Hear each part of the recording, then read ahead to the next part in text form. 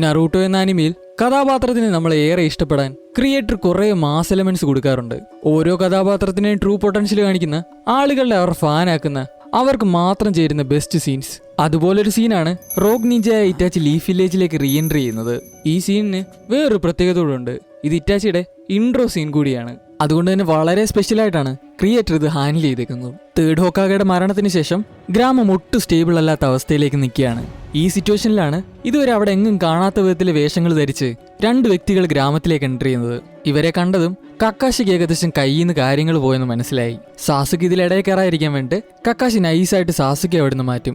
അതിന് കാരണം മറ്റൊന്നുമല്ല, ഇറ്റാച്ചിക്ക് ആ സമയം നല്ല പേരായിരുന്നു. അതായത് സ്വന്തം ക്ലാനിലുള്ളവരെ മൊത്തം ഒറ്റ രാത്രി കൊണ്ട് വൈപ്പ് ഔട്ട് ചെയ്തവനെന്നുള്ള പേരായിരുന്നു ഇറ്റാച്ചിക്ക് ഉണ്ടായിരുന്നത്. ഗ്രാമത്തിനു ചുറ്റും ശക്തമായിട്ടുള്ള സുരക്ഷാ വലയങ്ങൾ ഉണ്ടായിട്ടും അതൊന്നും തന്നെ ബാധിക്കാത്ത പോലെയായിരുന്നു ഇറ്റാച്ചി ഗ്രാമത്തിലേക്ക് എൻ്റർ ചെയ്തത്. കാര്യങ്ങളുടെ സീരിയസ്നെസ് മനസ്സിലാക്കിയ ആസുമ സരോട്ടോബിയും കുറേനായി എന്ന് പറയുന്ന 2 നിഞ്ചകൾ ചേർന്ന് ഇറ്റാച്ചി പോകുന്ന പാത്ത് ഫോളോ ചെയ്യാന്ന് വിചാരിക്കും. അങ്ങനെ ഇവർ ചെന്നെത്തുന്നത് ഒരു പുഴയുടെ സൈഡിലാണ്. അവിടെ വെച്ച് ഇവർ ഇറ്റാച്ചിയും കീസമയും വട്ടം വെക്കും.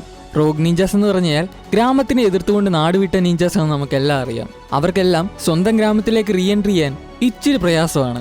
അതുപോലെയാണ് അവിടുത്തെ സെക്യൂരിറ്റി സിസ്റ്റം വർക്ക് ചെയ്യുന്നത്. പക്ഷെ ഇതൊന്നും ഇറ്റാച്ചിക്ക് ഒരു പ്രശ്നമേ അല്ലായിരുന്നു. ഇവരെ കണ്ട ആസുമ ചോദിക്കും, നിങ്ങൾ കുറെ നേരമായിട്ട് ഇവിടെ വട്ടം വെച്ച് കളിക്കുന്നുണ്ടായിരുന്നല്ലോ എന്ന്. ക്യാപ്പ് വെച്ചിരിക്കുന്ന കാരണം ആരൊക്കെയാ നിൽക്കുന്നതെന്ന് കൃത്യമായിട്ട് ആസുമയ്ക്ക് വ്യക്തമല്ലായിരുന്നു. അപ്പോൾ ഓപ്പോസിറ്റിൽ നിന്ന് മറുപടിയായി കൊടുക്കും, കുറെ നാളായല്ലോ കണ്ടിട്ട് ആസുമ കുറേനായി എന്ന്. അത് വേറെ ആരുമല്ല, നമ്മുടെ ഇറ്റാച്ചിയായിരുന്നു. അപ്പോഴാണ് ഇറ്റാച്ചി ശരിക്കും പറഞ്ഞ് നമ്മളിന്ന് അടിമുടി കാണിക്കുന്നത്. അവനെ കണ്ടതും ഇവർക്ക് 2 പേർക്കും ആരാണെന്ന് മനസ്സിലാകും. സ്വാഭാവികമായിട്ടും ഇറ്റാച്ചിയാണല്ലോ. തൊട്ടപ്പുറത്തേക്കുന്ന കീസമേ ഞാൻ ആരാന്ന് ഇൻട്രൊഡ്യൂസ് ചെയ്യാന്ന് പറഞ്ഞുകൊണ്ട് തന്റെ ക്യാപ്പ് അടിക്കും. അത് കീസമയാണെന്നും ലാൻഡ് ഓഫ് വാട്ടറിലെ റോഗ് നിഞ്ചയാണെന്നും കുറേനായിക്ക് അറിയായിരുന്നു. എതിരാളികൾ 2 പേരും ശക്തന്മാരാണ്, ശക്തരായിട്ടുള്ള അക്കാറ്റ്സ്കി മെമ്പേഴ്സും. ഇവര് വന്നതിന് എന്തൊക്കെ കാരണമുണ്ടെന്ന് ആസുമയ്ക്കും കുറേനായിക്കും മനസ്സിലായി. താൻ വന്ന വഴി തടഞ്ഞതിന് കീസമ ആകെ ദേഷ്യത്തിലാണ്. പോരാത്തതിന് ഫ്രണ്ടിൽ നിന്ന് ഡയലോഗ് പഠിക്കുന്നു. കീസമ തന്റെ വാളെടുത്ത് ഫ്രണ്ടിലേക്ക് വെക്കും. ആ വാളിനൊരു പ്രത്യേകതകളുണ്ട്. അത് സമേത എന്ന് പറയുന്ന വാളാണ്. ആരെ അതുകൊണ്ട് തൊട്ടാലും അവരുടെ ചാക്ര ഇതിന് വലിച്ചെടുക്കാൻ സാധിക്കും.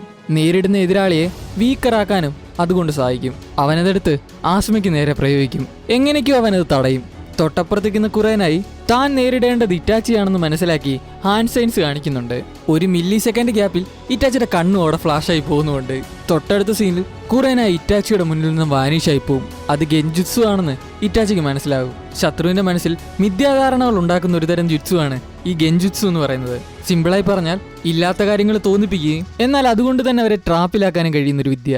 തൊട്ടടുത്ത നിമിഷം ഇറ്റാച്ചിയെ മരത്തിന്റെ ചില്ലകൾ ട്രാപ്പാക്കുന്നതായും കുറേനായി ഇറ്റാച്ചിയുടെ നേരെ വന്ന് അവനെ എതിർക്കുന്നതായും കാണാം. പക്ഷെ അവൾ അറിഞ്ഞിരുന്നില്ല അതെല്ലാം കുറച്ചു നേരത്തേക്ക് മാത്രമേ ഉണ്ടായിരുന്നുള്ളൂ എന്ന്. ഓപ്പോസിറ്റ് നിൽക്കുന്ന ആളുടെ വീക്ക്നെസ് മനസ്സിലാക്കിയിട്ട് വേണമായിരുന്നു അവർക്കെതിരെ ഏത് അറ്റാക്ക് വേണമെന്ന് തീരുമാനിക്കാൻ. ഗെൻജുത്സു കാണിച്ച ആള് മാത്രം പുള്ളിക്കാരത്തേക്ക് ചെറുതായി ഒന്ന് മാറിപ്പോയി. തൊട്ടടുത്ത സെക്കൻഡിൽ ഇറ്റാച്ചി നിന്ന സ്ഥാനത്തേക്ക് കുറേനായി ഷിഫ്റ്റ് ആകുന്നതും കാണാം. എന്നിട്ട് ഇറ്റാച്ചി അവളെ നോക്കി പറയും, ഈ ലെവല് ഗെൻജുത്സു ഒന്നും എന്റെ അടുക്ക വർക്കായില്ലെന്ന്. ഗെൻജുത്സുവിന്റെ എല്ലാം ഗോഡ് ലെവലിൽ പവർ നിൽക്കുന്ന ആൾക്കിലാണ് അവൾ ആ പീക്കിരി ടെക്നിക്കുമായിട്ട് ഇറങ്ങിയത്. നിമിഷ നേരം കൊണ്ട് ഇറ്റാച്ചി അവളെ ചവിട്ടി പുഴയിലേക്കിടും. അവരടുത്ത ടെക്നിക്ക് യൂസ് ചെയ്യുന്നതിന് മുമ്പ് വേറെ പുതിയൊരാളോട് ഈ സിറ്റുവേഷനിലേക്ക് എൻ്ററാകും. അതായിരുന്നു കക്കാശി ഹതക്കെ.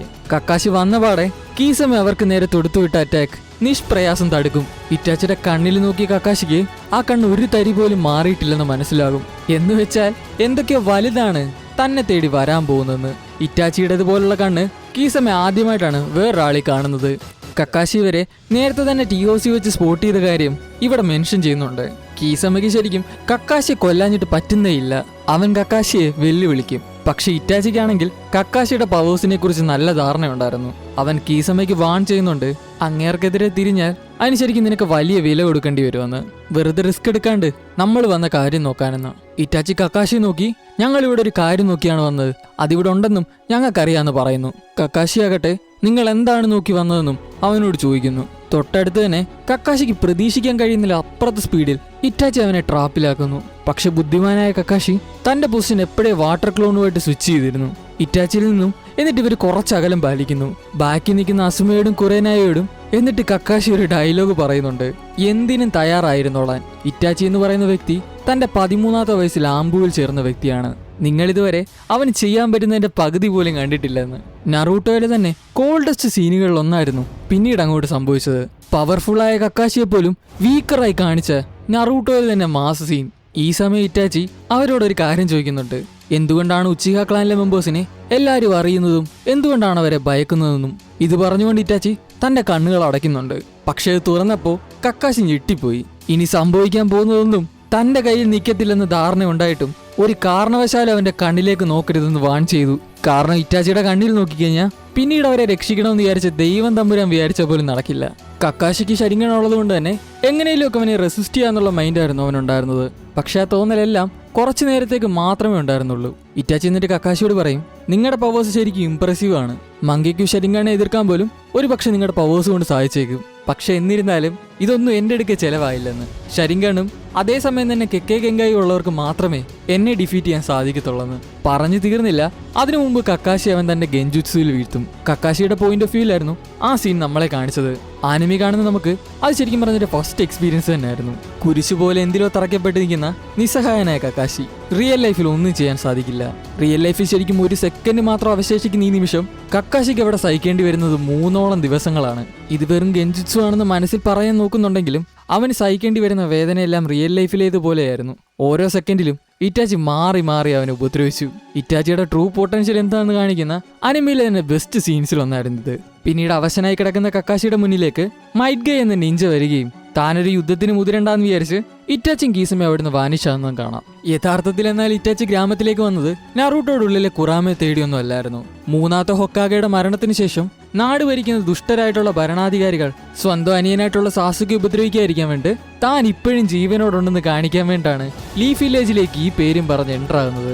വളരെ ചുരുക്കം എപ്പിസോഡുകളിൽ മാത്രം കാണിച്ചുകൊണ്ട് ഇതുപോലത്തെ മാസ് ഇമ്പാക്ട് തന്നിട്ടുള്ള ആളാണ് ഇറ്റാച്ചി. അതുപോലെ തന്നെ വളരെ ഷോർട്ടായിട്ട് കാണിച്ച് നമുക്ക് എല്ലാവർക്കും ഇഷ്ടപ്പെട്ട ആളായിട്ട് മാറിയ ആളാണ് മിനാറ്റോ എന്ന കഥാപാത്രവും. മിനാറ്റോയ്ക്ക് കുറേ നല്ല സീൻസ് ക്രിയേറ്റർ കൊടുത്തിട്ടുണ്ടെങ്കിലും ഒബീറ്റോ ആയിട്ടുള്ള സീൻ അതിന്റെ തട്ട് എപ്പോഴും താണു തന്നെ ഇരിക്കും. അന്ന് നറൂട്ടോ ജനിക്കുന്ന ടൈമായിരുന്നു. നറൂട്ടോ ജനിക്കുന്നതുകൊണ്ട് തന്നെ നയൻറ്റെയിൽസിനെ സീൽ ചെയ്തിരുന്ന വീക്കറുമായിരുന്നു. ഈ തക്കം നോക്കിയ ഒബീറ്റോ മിനാറ്റോയുടെ ഫാമിലിക്ക് നേരെ അറ്റാക്ക് ചെയ്യാനും അതേപോലെ തന്നെ കുറാമെ ലീഫ് വില്ലേജിലേക്ക് തുറന്നു വിടാനും ശ്രമിച്ചു. പക്ഷെ അന്നത്തെ ഹൊക്കാഗയുടെ പേര് മിനാറ്റോ എന്നായിരുന്നു. എത്ര വലിയ ക്രിട്ടിക്കൽ സിറ്റുവേഷനും കൂളായിട്ട് ഹാൻഡിൽ ചെയ്യാനുള്ള കഴിവൂടെ മിനാറ്റോയ്ക്കുണ്ടായിരുന്നു. അവൻ ആദ്യം തന്നെ തന്റെ ഫാമിലിയെ സേഫ് ആക്കി. ലീഫ് വില്ലേജിന് നേരെ നയൻറ്റെയിൽസ് പുറപ്പെടുവിച്ച മാസീവായിട്ടുള്ള അറ്റാക്ക് തന്റെ ടെലിപ്പോർട്ടേഷൻ പവറിന്റെ സഹായത്തോടെ മറ്റൊരു സ്ഥലത്തേക്ക് ഡീവിയേറ്റ് ചെയ്തു വിട്ടു. ഇനി അത് നടക്കത്തില്ലെന്നുള്ള രീതിയിൽ മിനാറ്റോ അറ്റാക്ക് ചെയ്യാൻ ഒബീറ്റോ രംഗത്തേക്ക് എത്തി. നയൻറ്റെയിൽസിനെ ഒതുക്കണമെങ്കിൽ ഒബീറ്റോയെ മാനേജ് ചെയ്യേണ്ടത് അനിവാര്യമായിരുന്നു. അന്ന് ഒബീറ്റോയെ തൊടണമെങ്കിൽ അല്പം പ്രയാസമാണ്. കമുയി എന്ന വിദ്യയിലൂടെ തന്റെ ബോഡി മറ്റൊരു സ്പേസിലേക്ക് ഷിഫ്റ്റ് ചെയ്ത് എതിരാളിയെ വെറും വീക്കറാക്കാനും ഒബീറ്റോയ്ക്ക് സാധിക്കുമായിരുന്നു. പുറകിൽ നിന്ന് അറ്റാക്ക് ചെയ്യാൻ നോക്കിയ ഒബീറ്റോയെ അവന്റെ പ്രസൻസ് മനസ്സിലാക്കിയ മിനാറ്റോ തന്റെ കൂനെ കത്തി ഉപയോഗിച്ച് തലയിൽ കുത്താനായിട്ട് ശ്രമിച്ചു. പക്ഷെ നേരത്തെ പറഞ്ഞ പോലെ ഒബീറ്റോ തൊടണമെങ്കിൽ കുറച്ച് പാടായിരുന്നു. മിനാറ്റോയ്ക്ക് കുത്താൻ പറ്റിയില്ലെന്ന് മാത്രമല്ല അവന്റെ കയ്യിൽ ഒബീറ്റോ പിടിക്കുകയും മിനാറ്റോയെ തന്റെ കമുയി ഉപയോഗിച്ച് സ്പേസിൽ ട്രാപ്പാക്കാൻ ശ്രമിച്ചു. എന്നിരുന്നാലും അത്ര എളുപ്പത്തിൽ മിനാറ്റോയെ ട്രാപ്പിലാക്കാൻ കഴിഞ്ഞില്ല. ഹിഡൻ ലീഫിന്റെ യെല്ലോ ഫ്ലാഷ് ആയിട്ടുള്ള മിനാറ്റോ സെക്കൻഡുകൾ കൊണ്ട് തന്നെ ഒബീറ്റോയുടെ കയ്യിൽ നിന്ന് വാനിഷായി. തന്റെ ടെലിപ്പോർട്ടേഷൻ ജുറ്റ്സുവിന്റെ സഹായത്തോടെ എങ്ങനെയോ മറ്റൊരു സ്ഥലത്ത് പോയി മിനാറ്റോ നിലം പതിച്ചു. പക്ഷെ നിമിഷ നേരങ്ങൾ കൊണ്ട് അവിടെ ഒബീറ്റോ എത്തി. മിനാറ്റോയുടെ അറിവിൽ നയൻറ്റെയിൽസിനെ കൺട്രോൾ ചെയ്യാൻ പാകത്തിന് ഒരാൾ മാത്രമേ ഉണ്ടായിരുന്നുള്ളൂ. അന്നത് മാതറയായിരുന്നു. നീ മാതറയാണോന്ന് ഒബീറ്റോയോട് അവൻ ചോദിച്ചു. പിന്നീട് അതിന് വഴിയില്ലെന്നും മാതറ പണ്ടേ മരിച്ചുപോയതാണെന്നും മിനാറ്റോ റിയലൈസ് ചെയ്യുന്നുണ്ട്. അധിക നേരം വൈകാതെ മിനാറ്റോ തന്റെ അടുത്ത അറ്റാക്കിന് വേണ്ടി തയ്യാറെടുത്തു. നിമിഷ നേരങ്ങൾ കൊണ്ട് തന്നെ രണ്ടുപേര് നേർക്ക് നേർ പാഞ്ഞെടുത്തു. അറ്റാക്ക് ചെയ്യാൻ ശ്രമിച്ചപ്പോൾ ഇത്തവണയും മിനാറ്റോ ഒബീറ്റോയുടെ ഉള്ളിൽ കൂടെ തന്നെ കടന്നുപോയി. അത് മാത്രമല്ല മിനാറ്റോയെ ട്രാപ്പിലാക്കാനും ഒബീറ്റോ ശ്രമിച്ചു. അതും മിനാറ്റോ എങ്ങനെയൊക്കെ ഒഴിഞ്ഞു മാറി. ഫിസിക്കൽ അറ്റാക്കുകൾ കൊണ്ട് ഇനി ഒരർത്ഥവുമില്ല. ഇവനെതിരെ വേറെ എന്തെങ്കിലും പ്ലാൻ കൊണ്ടുവരണം. അധികം വൈകിയാൽ നയൻറ്റെയിൽസ് കാരണം ലീഫ് വില്ലേജ് നശിക്കും. ജയിച്ചേ പറ്റുമെന്നുള്ള രീതിയിൽ മിനാറ്റോ ഒരു അറ്റാക്കിനൂടെ മുതിർന്നു. അവസാനമായുള്ള ഒരു സ്ട്രൈക്കോടെ രണ്ടുപേരും നേർക്ക് നേരെ പാഞ്ഞെടുത്തു. മിനാറ്റോ തന്റെ കയ്യിലുള്ള കൂനയ്ക്കെത്തി ഒബീറ്റോയുടെ മുഖത്തിന് നേരെ എറിഞ്ഞു. പ്രതീക്ഷിച്ച പോലെ തന്നെ അത് ഒബീറ്റോയുടെ മുഖത്തിലൂടെ തന്നെ പാസ്സായി. അവൻ തന്റെ കമുയി ഉപയോഗിച്ച് തലയിലൂടെ തന്നെ അത് പാസ് ചെയ്തു പോകാൻ അനുവദിച്ചു. പക്ഷെ ഇത്തവണ കത്തി അവന്റെ തലതുളച്ച് പുറകിലേക്ക് പോകുന്ന സമയം മിനാറ്റോ അവന്റെ കയ്യിൽ റെസിംഗാൻ ഉപയോഗിക്കാൻ തുടങ്ങി. മിനാറ്റോ തോറ്റുവെന്ന് ഒബീറ്റോ കരുതി. ഒബീറ്റോയുടെ വിരലുകൾ മിനാറ്റോയെ മുട്ടാൻ 1 ഇഞ്ച് ബാക്കിയുള്ളപ്പോ, അതായത് ഒബീറ്റോ മിനാറ്റോയെ തൊടണമെന്ന് വിചാരിച്ച സമയം, മിനാറ്റോ ഒബീറ്റോയുടെ തലയിലൂടെ കടന്നുപോയ കത്തിയുടെ അടുത്തേക്ക് വായുവിൽ വെച്ച് തന്നെ ടെലിപ്പോർട്ട് ചെയ്ത് തന്റെ പൊസിഷൻ ഒബീറ്റോയ്ക്ക് മുകളിലാക്കി.